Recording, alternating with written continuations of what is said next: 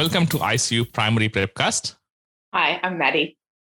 Hi, I'm Swapnil, and we are joined by our third host, Dr. Mike Clifford, who is very happy and jubilant in Melbourne. Welcome, Mike. Thank you, Swapnil. Yes, I am celebrating last night's election, very much so.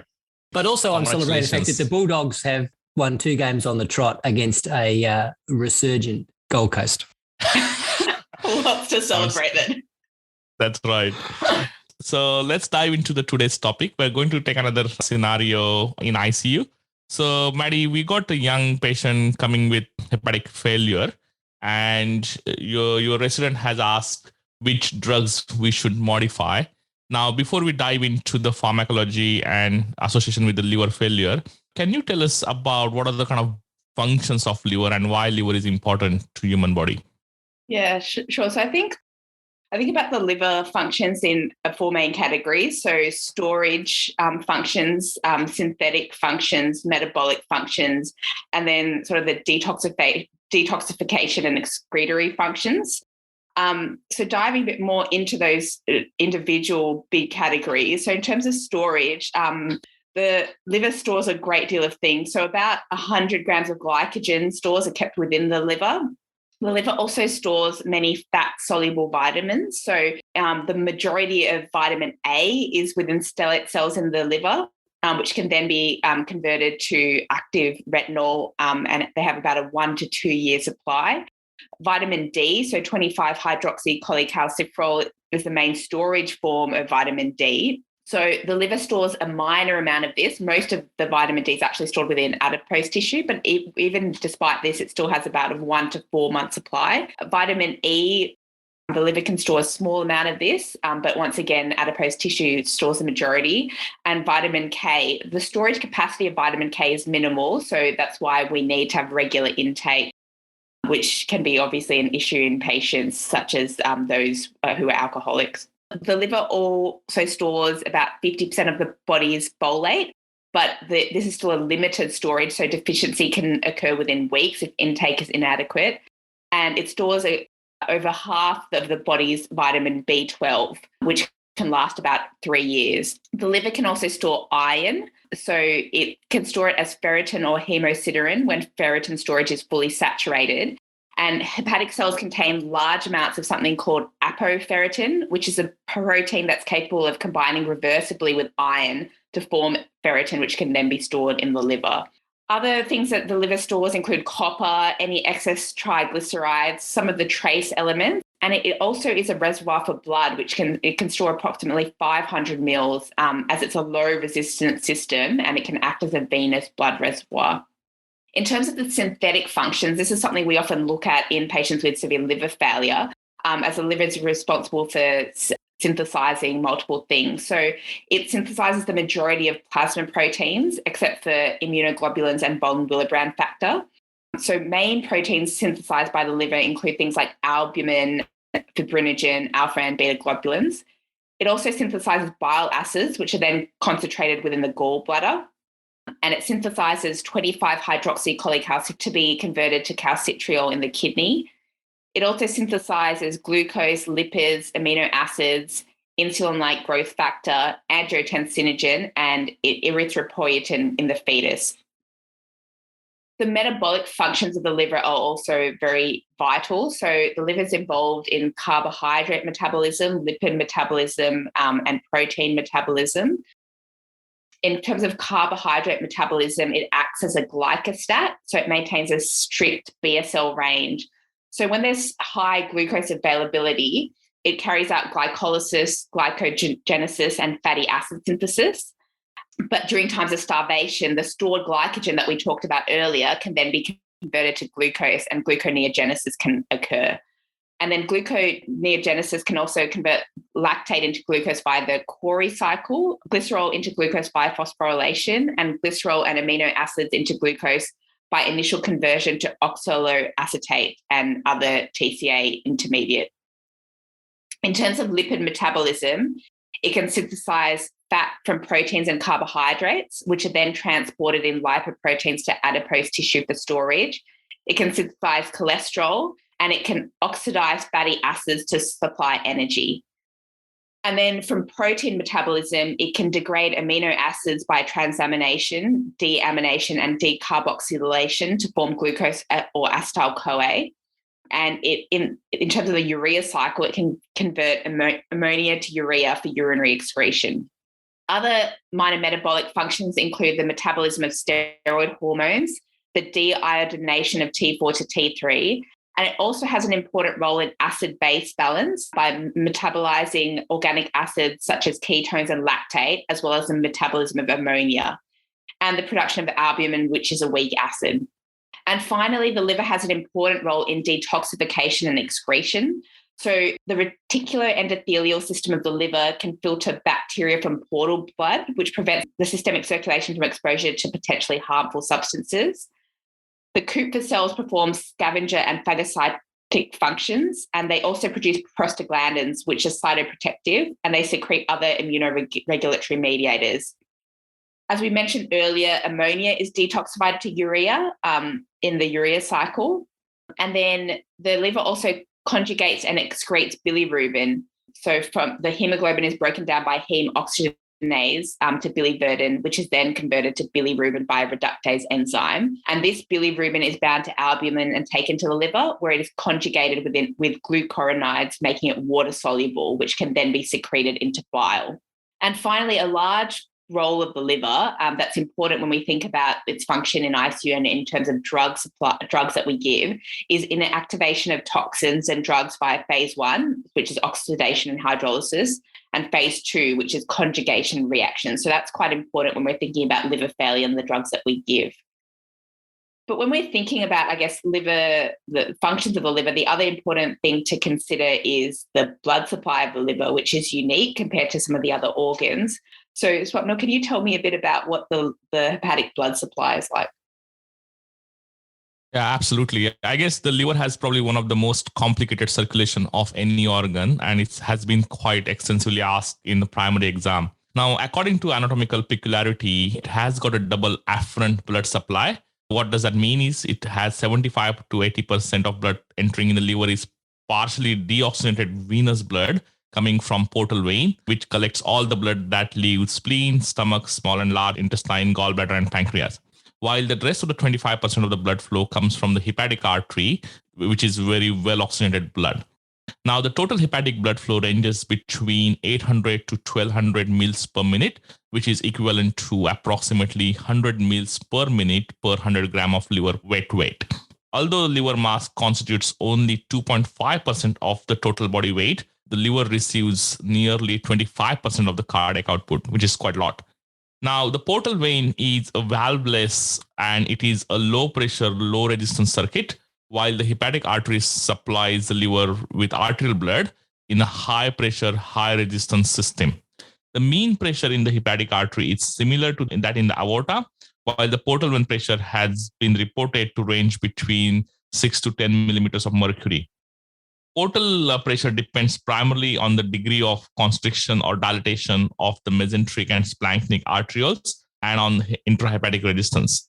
Both afferent systems merge at sinusoidal bed, where the pressure is estimated to be around 2 to 4 millimeters of mercury above that in the smallest collecting veins or the inferior vena cava. Now, coming back to the hepatic blood volume, the blood volume ranges from 25 to 30 mils per 100 gram of liver weight, and it accounts for the 10 to 15% of total blood volume. Usually, more than 40% of the hepatic blood is held in large capacitance vessels, which are portal vein, hepatic artery, and hepatic veins, while the sinusoids accommodate up to 60% as small vessel contained.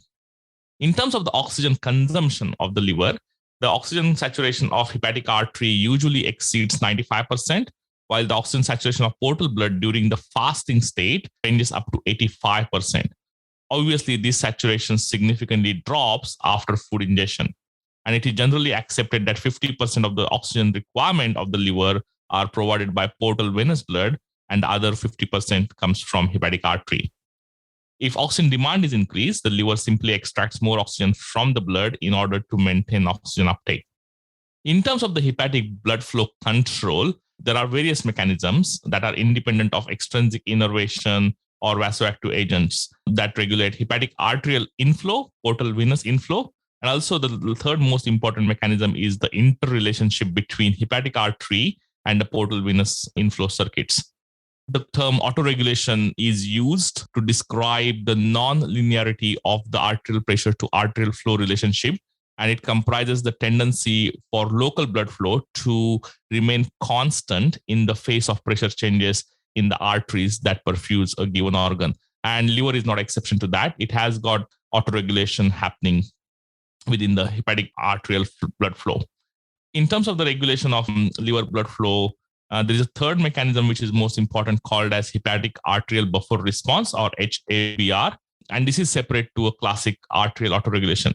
Now, the classic arterial autoregulation happens due to myogenic constrictive response of the hepatic artery. So if the arterial pressure rises, there is a second form of, so that leads to increase of vasoconstriction, and that leads to decreased flow. While the second form of intrinsic regulation, which is a HABR, or hepatic arterial buffer response, and this unique mechanism represents the ability of the hepatic artery to produce compensatory flow changes in response to changes in the portal venous flow. So if the portal venous blood flow is decreased, then hepatic artery dilates, and the hepatic artery, and then that increases the blood flow. While if the portal flow is increased, then the hepatic artery constricts and it decreases the blood flow. There is a significant increase in hepatic arterial flow up to 30% if there is a temporary occlusion of portal vein. However, the reverse doesn't occur. So for example, if there is an occlusion in the hepatic artery, that doesn't lead to increase in the portal venous flow. So it always one unilateral mechanism. The HABR seems to operate in each individual under physiological condition, regardless of age. So it doesn't change as you grow older. Now, in addition, the increase in hepatic arterial blood flow is capable of buffering 25 to 60% of decreased portal flow. Now, why is that? That's mainly to minimize the influence of portal venous flow changes on hepatic clearance and to maintain the adequate oxygen supply to tissues. Now, there are the way the HABR, or hepatic arterial buffer response, takes place. The main theory proposed is due to adenosine washout hypothesis, which states that adenosine is released at a concentrate into fluid in the space of Mal that surrounds the hepatic resistance vessels and portal venues. Now, the concentration of adenosine is regulated by washout into portal vein and hepatic artery. So if the portal blood flow is reduced, less adenosine is washed out, and that means that leads to elevation of adenosine levels within the space of Mal, which leads to dilatation of hepatic artery, with subsequent increase in hepatic blood flow. Apart from adenosine, there are other vasodilator substances proposed to regulate HABR, which include nitric oxide, hydrogen disulfide, and sensory neuropeptide, which includes calcitonin gene-related peptide and neurokinin. And this autoregulation can be impaired during the various disease states. That's a kind of nice segue into the next topic, which is how this hepatic blood flow is related to drug metabolism and how the different drugs are metabolized in liver and which drugs we need to worry about in ICU in terms of changing the dosage. So Mike, over to you.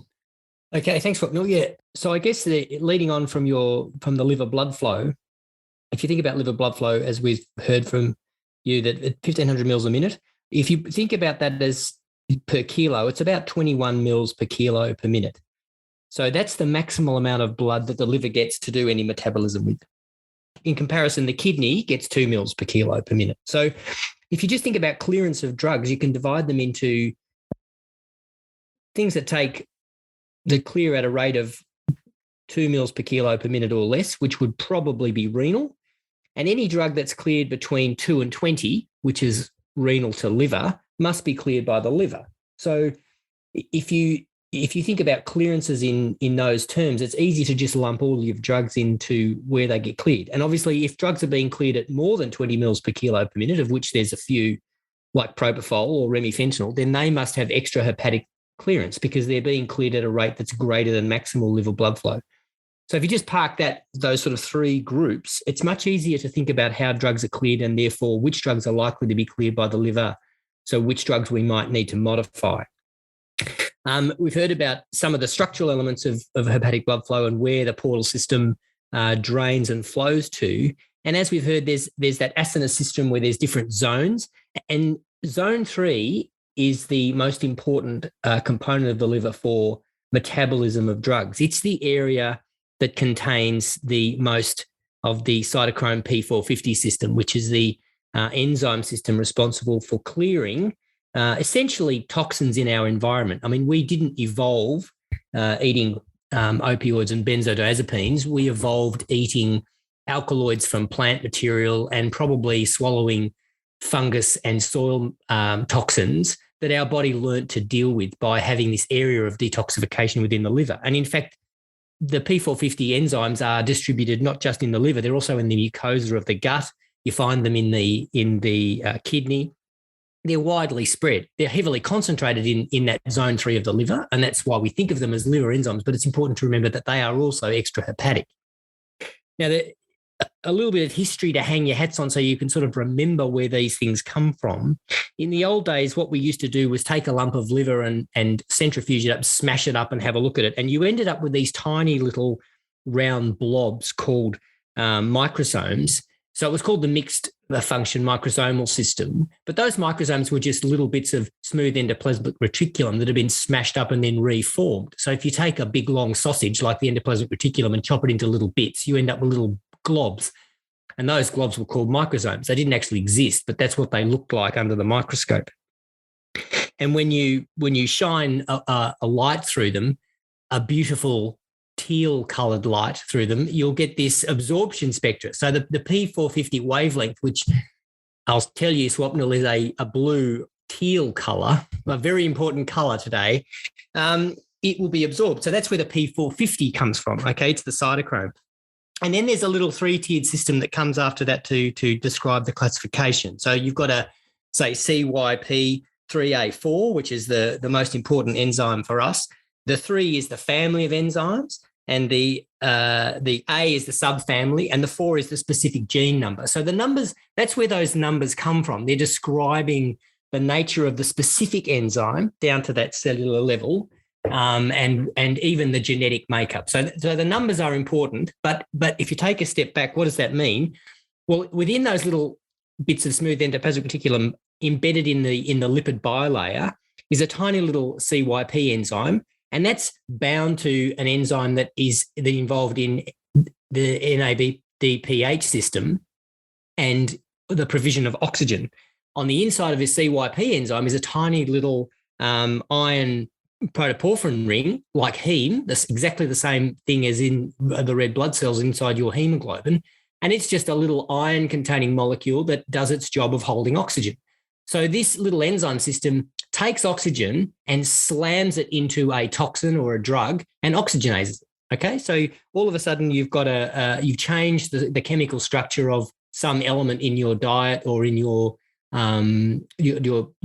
the medicines that have been given to you, and you've metabolized them, and that's what they do. Okay, so they need a cofactor, they need NADPH, and they need oxygen, and that's where they sit. So that's what they are. Okay, they're this beautiful little enzyme system designed to protect you from the toxins of the world, and that's why we need a teal wave to protect us from the toxins of the world as well. Okay, so these enzymes have saturable kinetics, which we would expect, like if you've got a specific number of these enzymes, and despite having a huge capacity, they are saturable.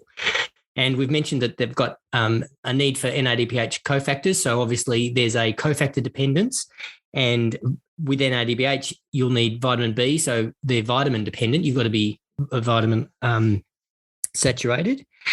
Also, they can be induced and they can be inhibited. So if you've got a drug that binds to an enzyme, there won't be room for another drug. And that's important in our day-to-day care because we often have drugs that are competing for those sites. Okay, so there's more than, depending on which the paper you read, there's more and more of these enzymes. And the later the textbooks you open, the number gets bigger. But for the exam, if you tell the examiners there's more than 30 or more than 40, you will be correct, okay? There's lots of these enzymes. About 6 of them are responsible for 90% of the oxidation reactions. But then in terms of anesthesia or intensive care for us, about 2 of them are responsible for two-thirds to 3/4 of the drug reactions. So if you just want to go into exam remembering 2 enzymes, you can remember 3A4 and 2D6, and that will cover almost all your bases. Now, if you want to go for a more detailed understanding, we can add a couple more in there, but those two enzyme systems are more than enough to set you up. Now, there's no easy way to remember all of these enzymes, having known what they do.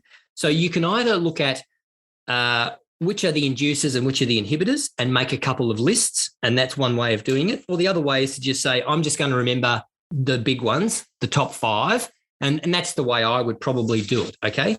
So 3A4 is the most important one, and it's responsible for somewhere between 50 to 75% of all medication metabolism. That's why you should remember that one, okay? And the drugs it's responsible for are all of our opioids, benzodiazepines, local anesthetics, cyclosporin and antihistamines. Most of the drugs we give, okay? That's where they go. Then you've got 2D6, okay, which is another 25%, and it's responsible for a lot of our antiemetics, beta blockers, tramadol, oxycodone, codeine. So there's a little bell that should go off. There's something funny about codeine and tramadol and oxycodone. There seems to be a lot of genetic variability, and that's important. So that's a good one to remember. It's also important for antidepressants and a lot of the neuroleptic drugs we use.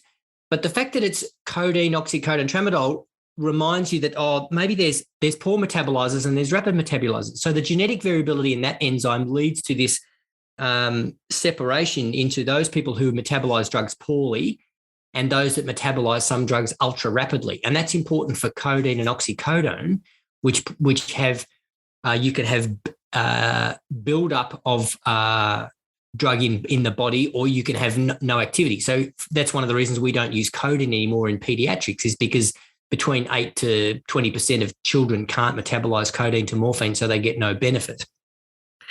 Okay, so that's 3A4 and 2D6. And then the others are sort of the also-rans, and they're specifically important for certain drugs that we use a lot in the exam, because we like to use these drugs in the exam. Okay, so 2E1 is important for paracetamol, okay, and that should trigger all those bells about how paracetamol is metabolized and what happens when you overwhelm the enzyme or you run out of sulfhydryl groups.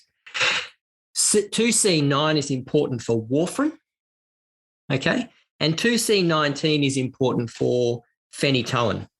So those three have almost specific drugs. Now, they do metabolize other drugs, but those are the flag bearers, if you like. So if you remember that A4 is 3/4, D6 is 25%, and particularly codeine, oxycodone, tramadol.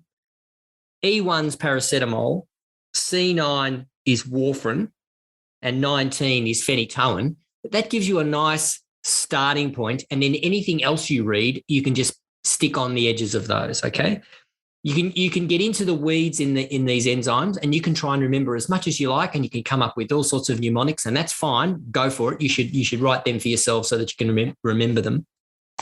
But if that's where you start out, you will have covered more than 50% of the requirements of our exam syllabus.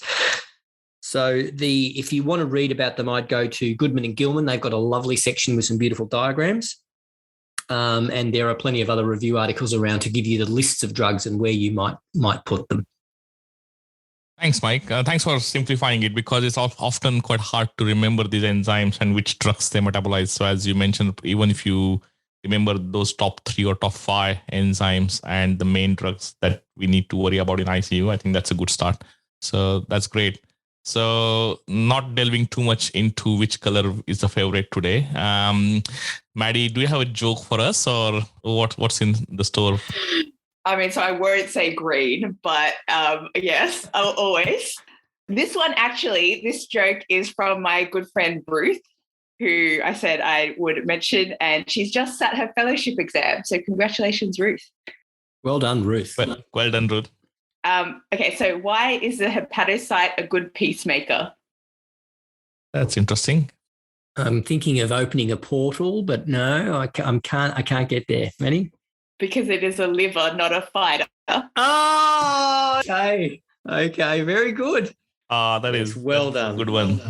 Well done, Ruth. And yeah, I think, Maddie, you're running out of your own jokes, so you're relying on your friends. That's right. I think phoning friends and getting new blood in, that's the way to go, Maddie. Well, that's a good one. It's teamwork. Well, that's what Yep, we're all about, absolutely. right? Collaboration and multidisciplinary teams and stuff.